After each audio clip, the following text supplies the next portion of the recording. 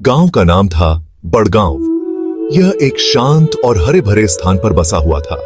गांव के लोग मेहनती और सादा जीवन जीने वाले थे।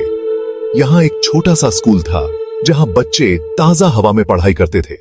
गांव के बच्चे सरलता से खुश रहते थे, लेकिन उनकी आंखों में एक अलग सपना था, विदेश जाकर पढ़ाई करने का। राजू गांव का एक होशियार लड़का था। वह हमेशा से पढ़ाई में अच्छा था। उसके पिता एक किसान थे और मां घर का काम करती थी। राजू के पास एक पुरानी किताबों की अलमारी थी जिसमें उसने विदेशों के बारे में कई किताबें पढ़ी थीं। वह वहां के स्कूलों और कॉलेजों के बारे में जानकर प्रेरित होता था।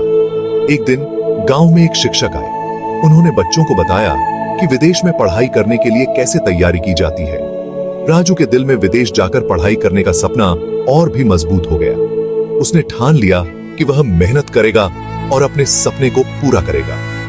राजू ने अपनी पढ़ाई को लेकर कठिन परिश्रम करना शुरू कर दिया। उसने स्कूल के बाद अंग्रेजी और गणित की ट्यूशन ली। उसकी मां ने उसे हर संभव मदद दी और पिता ने खेतों से लौटने के बाद राजू को पढ़ाई में सहायता की। गांव के अन्य बच्चे भी उसकी मेहनत को देखकर प्रेरित हुए। वर्ष बीतते गए और राजू ने अपनी कड़ी मेहनत से अच्छे अंक प्राप्त किए।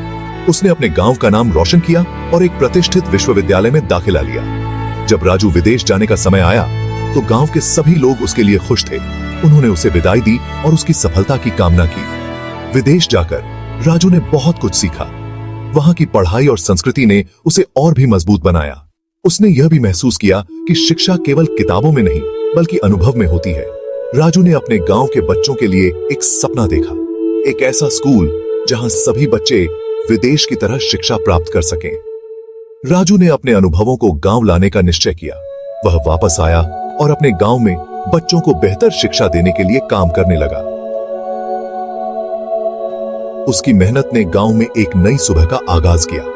अब गांव के बच्चे भी विदेश की ओर देख रहे थे, लेकिन उन्होंने अपने गांव की मिट्टी को नहीं भुलाया।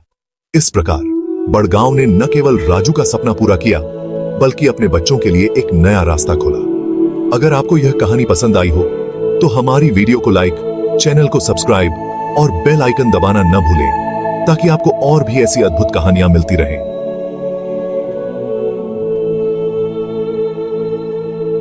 धन्यवाद।